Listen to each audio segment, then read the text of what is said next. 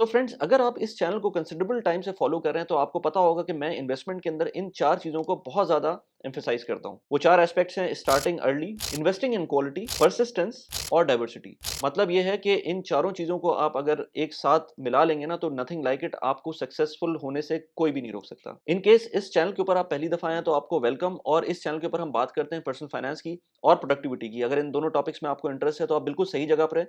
इस वीडियो को लाइक कर दें और सब्सक्राइब कर दें चैनल को। अब हम अपने टॉपिक पे चलते हैं। जैसे मैंने कहा इनिशियली कि जो 4 चीज़ें हैं, जो 4 एस्पेक्ट्स हैं फाइनेंशियल जर्नी के, उनके ऊपर मैंने बहुत सारी वीडियोज़ बनाई हुई हैं। मैं उनके लिंक्स लगा रहा हूँ, यहाँ पर आप जाके देख सकते हैं इस वीडियो को खत्म होने के बाद। आज इस वीडियो का टॉपिक है बेसिकली क्राउड फंडिंग का। और क्राउड फंडिंग का एक बहुत ज़बरदस्त प्लेटफ़ॉर्म है यूएई के अंदर, जिसको मैंने यूज़ करके लास्ट 2 वीक्स पहले मैंने एक एक प्रॉपर्टी के अंदर अपना हिस्सा डाला था। मैं आपको पूरा बताऊँगा। अगर आप यूएई के अंदर हैं, अगर आप यूएई से बाहर हैं, इवन पाकिस्तान के अंदर हैं, तो आपके लिए ये वीडियो बहुत इंपॉर्टेंट है, क्योंकि आपको क्राउड फंडिंग के बारे में मैं इसके अंदर बताऊंगा, उसका कैसे, किस तरह से क्राउड फंडिंग होती है।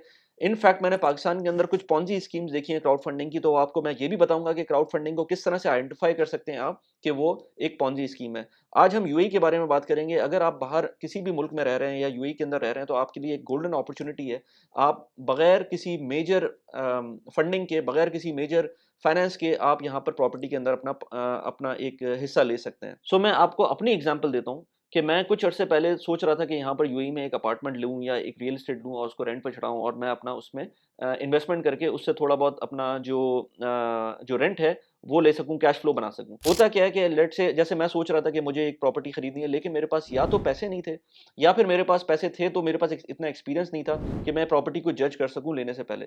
तो बेहतर ये था मेरे लिए कि मैं किसी ऐसे प्लेटफॉर्म के ऊपर जाऊँ जहाँ पर मुझे ये दोनों चीज़ें मिल जाएँ। यानी कि मेरे पास कम फंडिंग का भी सॉल्यूशन मुझे मिल जाए और मेरे पास कम एक्सपीरियंस होने का भी सॉल्यूशन मिल जाए। इन दोनों चीज़ों का जब मैं थोड़ा-सा उसको स्टडी कर रहा था तो मुझे एक प्लेटफ़ॉर्म मिला स्मार्ट क्राउड के नाम से। स्मार्ट क्राउड बेसिकली करता क्या है कि बहुत सारे लोगों के पैसे जमा करके एक प्रॉपर्टी के अंदर इन्वेस्ट करता है। मल्टीपल प्रॉपर्टीज़ हैं इनके पास, जो कि लिस्ट डाउन हो रही होती हैं इनकी वेबसाइट के ऊपर। थोड़ी देर में मैं आपको दिखाता हूँ। लेकिन इसके अंदर अगर फ़र्ज़ करें इस वक़्त कोई प्रॉपर्टी लिस्टेड है और मेरे पास लेट्स से 5000 दिरहम है और 5000 दिरहम को मैं इन्वेस्ट करना चाहता हूँ किसी प्रॉपर्टी के अंदर। बाय द वे मैंने 5000 दिरहम तो नहीं, तकरीबन 2500 दिरहम्स इन्वेस्ट किए हैं। उसका पूरा ब्रेकडाउन मैं बताता हूँ कि किस तरह से इन्वेस्ट किए हैं। अब मेरे पास अगर जो पैसे हैं मैं उनको चाहता हूँ कि मैं कहीं इन्वेस्ट करूँ प्रॉपर्टी के अंदर और मुझे उसका मंथली रेंटल भी मिलता रहे, तो जो प्रोपोर्शनेट इन्वेस्टमेंट मैं करूँगा उसी का प्रोपोर्शन का मुझको रेंट भी मिलना शुरू हो जाएगा, डिविडेंड की फॉर्म के अंदर। हर महीने मिला करेगा। जो उसकी कॉस्ट आती है through buying a property in general in the market, उसी तरह से मुझको उसकी कॉस्ट बियर करनी पड़ेगी और उसके बाद मुझको उसका महीने का रेंट मिलेगा। एक चीज़ मैं बताऊँ कि इस क्राउड फंडिंग को, इसके नाम को बहुत सारे लोग मिसयूज़ कर रहे हैं, बहुत सारे लोग गलत तरीके से यूज़ कर रहे हैं। पाकिस्तान के अंदर मैंने देखा है कि बहुत सारी जगहों पर इसको जबकि एसईसीपी से अप्रूव भी नहीं है तब भी वो वहाँ पर क्राउड फंडिंग हो रही है। इस तरह की क्राउड फंडिंग के अंदर प्रॉपर्टीज़ बेच रहे हैं लोग, बहुत एक्सॉर्बिटेंट रेट्स के ऊपर बेच रहे हैं। यानी कि 20-20% का रिटर्न आपको दे रहे हैं, तो जो कि पॉसिबल नहीं है। मैं आपको बताऊँ कि अगर कोई इन्वेस्टमेंट को आइडेंटिफ़ाई करना है कि किस तरह से, मैंने इस पे वीडियो भी बनाई हुई थी कि किस तरह से आप आइडेंटिफ़ाई कर सकते हैं कि कौन-सी इन्वेस्टमेंट 2 नंबर है या गलत है। उसका तरीका ये है कि अगर पाकिस्तान की बात करें तो आजकल लेट्स से पाकिस्तान के अंदर काइबोर रेट या लेट्स से जो नॉर्मल गवर्नमेंट दे रही है आपको प्रॉफिट रेट, वो तकरीबन 15% के करीब चला गया है। तो अगर कोई कंपनी आपको 25% रिटर्न दे रही है या 20% रिटर्न दे रही है, तो वो आपके दिमाग में घंटी बज जानी चाहिए कि ये चीज़ गलत है। इसी तरह से मैं स्मार्ट क्राउड की बात करूँ तो स्मार्ट क्राउड इस वक़्त बहुत अच्छे रिटर्न्स दे रही है। यूएई के अंदर रहते हुए तकरीबन कोई 8-10% के करीब आपको रिटर्न मिल रहे हैं। नेट रिटर्न तकरीबन 8% मिल रहा है और उसका रीज़न क्या है, इतना प्रॉपर्टी के अंदर रिटर्न नहीं होता और उसका जब कैलकुलेशन करते हैं हम सारी, तो उसमें पता चलता है कि यार ये तकरीबन कोई 5 से 6% एट मैक्स आपको जो नॉर्मल रिटर्न मिल रहा होता है प्रॉपर्टी का। लेकिन क्योंकि स्मार्ट क्राउड एक एक प्रॉपर सिस्टम के थ्रू चल रही है, जिसके अंदर लेट्स से आप जब प्रॉपर्टी लेते हैं तो वो आप किसी एजेंट के थ्रू हायर करते हैं।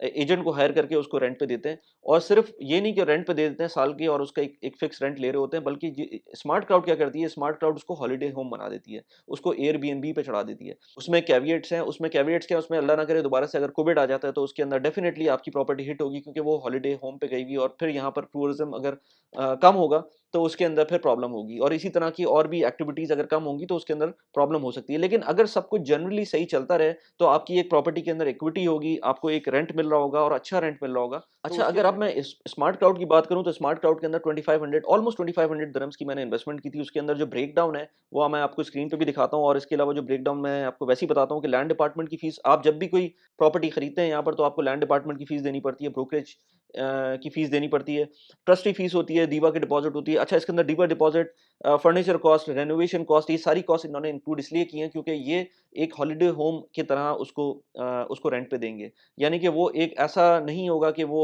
नॉन फर्निश्ड अपार्टमेंट होगा, एक फर्निश्ड अपार्टमेंट मैंने उस पे इन्वेस्टमेंट की है, ताकि उसके अंदर जो भी होगा, जो रेंट आएगा, वो फ़ॉरेन जो भी गेस्ट आएगा वो डायरेक्ट उसमें जाके रह सकता है। उसके अंदर इलेक्ट्रिसिटी पहले से मौजूद होगी और इस तरह की और चीज़ें, एमिनिटीज़ पहले से मौजूद होंगी। इसके अलावा उसके अंदर एनओसी फीस है, एसपीवी रजिस्ट्रेशन है। SPV registration special purpose vehicle, as a special purpose vehicle, by the way. अच्छा, मैं आपको ये बताऊँ, स्पेशल पर्पस व्हीकल का मतलब ये है कि ये जो प्रॉपर्टी होगी ये रजिस्टर होगी एज़ आपके नाम के ऊपर। यानी कि जो टाइटल डीड होती है नॉर्मली, जब आप कोई भी प्रॉपर्टी खरीदते हैं तो आपका उस पे नाम होता है, या लेट्स से आप अपने पार्टनर के साथ खरीद रहे हैं तो 2 बंदों के नाम होते हैं उसके अंदर। लेकिन अगर इ इसके थ्रू आप खरीदेंगे, स्मार्ट क्राउड की तरह थ्रू उसमें इन्वेस्टमेंट करेंगे, लेट्स से 20-25 इन्वेस्टर्स हैं उसके अंदर, तो जब 20-25 इन्वेस्टर्स उसके अंदर होंगे तो टाइटल डीड के ऊपर इतने सारे इन्वेस्टर्स के नाम नहीं हो सकते। तो होगा क्या कि ये स्मार्ट क्राउड उसको एज़ एन एसपीवी रजिस्टर कराएगी, स्पेशल पर्पस व्हीकल उसको रजिस्टर कराएगी, और आपका नाम, जो एसपीवी का नंबर होगा वो टाइटल डीड के ऊपर होगा। जितना मुझे अभी तक समझ में आया है, बाय द वे ये चीज़ मैं अभी इस प्रोसेस के अंदर हूँ, जितना मुझे समझ में आया है ये मैं आपको बता रहा हूँ। और उसके बाद जब आप अपने नाम को वेरीफाई कैसे कर सकते हैं कि आपका नाम वाक़ई उस एसपीवी में शामिल है, तो आपका जो डीआईएफसी का पब्लिक रजिस्टर है उसके अंदर आपका नाम मौजूद होगा। अगेन मैं कह रहा हूँ कि मैंने अभी रिसेंटली इसमें इन्वेस्टमेंट स्टार्ट की है, तो जो मैं आपको जो चीज़ें बता रहा हूँ ये मैं उस उनकी इन्फॉर्मेशन की बेसिस के ऊपर बता रहा हूँ। प्रॉबेबली मुझे 1 से 2 हफ्ते, 3 हफ्ते मैक्सिमम के अंदर इसकी सारी डिटेल और मिल जाएगी, तो मैं इसके ऊपर एक फ़ॉलो-अप वीडियो भी बनाऊँगा। जब मुझे पहला रेंट मिलेगा तो बाय द वे मैं उसकी पहली वीडियो बनाऊँगा। तो इसके अंदर आपको, जब आप इन्वेस्टमेंट कर देंगे तो फर्दर, जैसे मैंने कहा कि 2500 के ऊपर मुझको तकरीबन कोई 330 दिरहम के करीब मुझको इसके अंदर एक्स्ट्रा पैसे देने पड़े।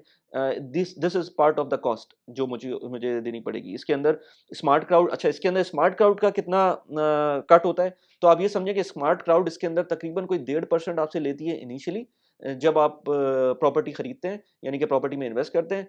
0.5% स्मार्ट क्राउड एवरी ईयर आपसे कट लेती है, और जब आप उसको बेचते हैं तो तकरीबन कोई 3.5 या 2.5%, ऐसी कुछ है, 2.5% आई थिंक। 2.5% के ऊपर ये आपसे उस वक़्त जब एग्ज़िट करेंगे, उस वक़्त आपसे चार्ज करेगी। अच्छा, अब आ जाएँ ज़रा स्मार्ट क्राउड को, मैं आपको दिखा दूँ कि कैसा इंटरफ़ेस है इसका। तो पहले लॉगिन करते हैं। लॉगिन के अंदर आपको यहाँ नज़र आ रहा है, मैंने लॉगिन ऑलरेडी बनाया हुआ है अपना, इसमें पूरा अकाउंट बना लिया। अकाउंट बनाने के लिए आपको यूएई, अगर यूएई में रहते हैं तो यूएई की रेज़िडेंस आपको, रेज़िडेंस वीज़ा चाहिए, पासपोर्ट चाहिए, एमिरेट्स आईडी चाहिए, वो सारी चीज़ें आप इनको सेंड करेंगे, आपका अकाउंट केवाईसी होगा और बन जाएगा।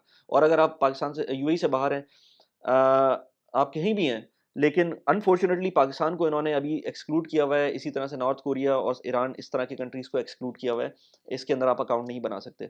लेकिन अगर आप यूएई से हैं, कतर से हैं, यूएस से हैं, जहाँ से भी हैं, पूरी दुनिया में कहीं से भी हैं, और अगर आपको यूएई की प्रॉपर्टीज़ के अंदर इन्वेस्ट करना है, तो आपके लिए ये बेस्ट प्लेटफ़ॉर्म है टू इन्वेस्ट। इसके अंदर प्रोमो कोड भी है। प्रोमो कोड मेरा अगर आप यूज़ करते हैं तो आपको, जब पहली दफ़ा फंड करेंगे तो वो आपको रिटर्न में तकरीबन 250 दिरहम आपको मिलेंगे आपके वॉलेट के अंदर फॉर योर नेक्स्ट इन्वेस्टमेंट। तो आप उस ज़रूर प्रोमो कोड को यूज़ करें और उसके बाद फर्दर इन्वेस्टमेंट करें। अब मैं आपको दिखाऊँ इसके अंदर जो करंट प्रॉपर्टीज़ हैं, लेट्स से आपको 3 प्रॉपर्टीज़ नज़र आ रही हैं। ये यूके की प्रॉपर्टी इन्होंने पहली दफ़ा डाली है, कमिंग सून इस वक़्त है, तो इसमें इस वक़्त आप इन्वेस्ट नहीं कर सकते। लेकिन जो यूएई की 2 प्रॉपर्टीज़ इस वक़्त मौजूद हैं, उसमें है एक स्टूडियो इन 8 बॉलीवुड वॉक डाउनटाउन, और दूसरा रेयर स्टूडियो इन मरजान 2 जेबीआर। इसकी 78% फंडेड हो चुका है और ये 20% फंडेड हुआ हुआ है इस वक़्त। मैंने जो प्रॉपर्टी ली है वो ये fantastic 1 bedroom in dream towers Dubai Marina, ये मैंने प्रॉपर्टी इसमें इन्वेस्ट किया हुआ है। मैं आपको अभी इसमें दिखाता हूँ, लेकिन आपको ये देखें कि कितनी सारी प्रॉपर्टीज़ ऑलरेडी इसके अंदर फंडेड हैं, जो कि चल रही हैं, जिनके रेंट्स लोगों को मिल रहे हैं। और क्योंकि मैंने अभी पिछले हफ्ते ही इस वक़्त स्टार्ट किया, तो तकरीबन कोई 1 से डेढ़ महीना लग जाता है कभी-कभी आपको पहला रेंटल चेक आने में। तो ये इतनी सारी इसकी प्रॉपर्टीज़ हैं, मैं आपको अब दिखाऊँ कि इसके अंदर जो मैंने जिस प्रॉपर्टी में इन्वेस्ट किया हुआ है, उसके अंदर 100% फंडेड है, और ऑल्दो के रिमेनिंग पीरियड उसका रह गया था, थोड़ा-सा टाइम रह गया था प्रॉपर्टी को फंड करने का। अच्छा, बाय द वे होता क्या है कि ये जैसे यहाँ पर अगर मैं दिखाऊँ आपको, तो यहाँ पर ये एक प्रॉपर्टी है। ये प्रॉपर्टी इस वक़्त 76% फंडेड है और 3 दिन रिमेनिंग है इसके अंदर जो 100% फंड करने के लिए। अगर तो ये इस पूरे टाइम पीरियड के अंदर फंड नहीं हो पाती है, तो ये क्या करेंगे, इसको लिस्ट डाउन कर देंगे इस प्रॉपर्टी को, और बाकी के पैसे जितने भी लोगों के पास पैसे होंगे वो सारे वॉलेट के अंदर वापस आ जाएँगे और उस वॉलेट से आप दोबारा अपने पास अपने बैंक अकाउंट में ब मँगवा सकते हैं, या फिर उसको वेट कर सकते हैं, कोई और प्रॉपर्टी आए तो उसके अंदर इन्वेस्ट करें। मेरे साथ क्या हुआ था कि मैंने इसके अंदर तकरीबन कोई 2 दिन पैसे रखे, फिर मैंने डिसाइड किया कि मैं एक पर्टिकुलर प्रॉपर्टी के अंदर इन्वेस्ट करता हूँ। मैंने इन्वेस्ट किया, उसी वक़्त तकरीबन के कोई 100% उसका हो गया था फंडिंग, तो वो शुक्र है मेरा उसके अंदर नाम आ गया था, अदरवाइज़ मुझको वो वापस पैसे वॉलेट में मिलते और उसके बाद मुझे वेट करना पड़ता। लेकिन ये मैंने जो प्रॉपर्टी है, आप इसमें देख सकते हैं कि एक्सपेक्टेड डिविडेंड यील्ड इसके अंदर 10.42% है। इसके अंदर मैं आपको बताऊँगा डेफ़िनिटली, जब मुझे पैसे मिलते हैं तो मैं बताऊँगा कि एग्ज़ैक्टली क्या मुझे कितने परसेंटेज मिली है, ये एनुअल रेट के ऊपर आपको बता रहा है। और expected return over the 5 years period ये 45% इंक्लूडिंग द रेंट ये दिखा रहा है। अब कितना होता है, कितना नहीं होता है, क्योंकि उसमें अगेन मैं बात बताऊँ आपको, रेंटल प्रॉपर्टी में शायद आपको इतना रेंट अच्छा इतना रिटर्न ना मिले। रीज़न बीइंग कि आप जब रेंट करते हैं तो आपको जब आप साल का रेंट लेते हैं कि अपने टेनेंट से, तो वो उसका उसकी उसमें आप वैल्यू ऐड नहीं कर रहे होते। इसके अंदर जब आप हॉलिडे होम के अंदर इन्वेस्ट करेंगे, holiday as a holiday home, या आप खुद भी एयरबीएनबी अगर ऑपरेट करते हैं, तो उसकी जो जो मार्जिन्स हैं उसके वो बढ़ जाते हैं। तो इसलिए यहाँ पर ये 45% के करीब इंक्लूडिंग द रेंटल रिटर्न ये आपको एक्सपेक्टेड रिटर्न्स दिखा रहे हैं। प्रॉपर्टी प्राइस तकरीबन 1.1 मिलियन दिरहम्स है। अच्छी बात ये है अगेन कि इसके अंदर आपको मॉर्गेज नहीं करना। जब मॉर्गेज नहीं करेंगे तो मॉर्गेज के एक्स्ट्रा पैसे भी नहीं आपको पे करने पड़ेंगे, मॉर्गेज एसोसिएटेड फीस नहीं देनी पड़ेगी। ये क्राउड फंडेड होगा, तो आप जितने सारे आपके साथ पार्टनर्स हैं, वो उसको मिल के फंड कर रहे हैं। थोड़ी-सी फीस स्मार्ट क्राउड ले रहा है इसके अंदर, और it all looks good as of now.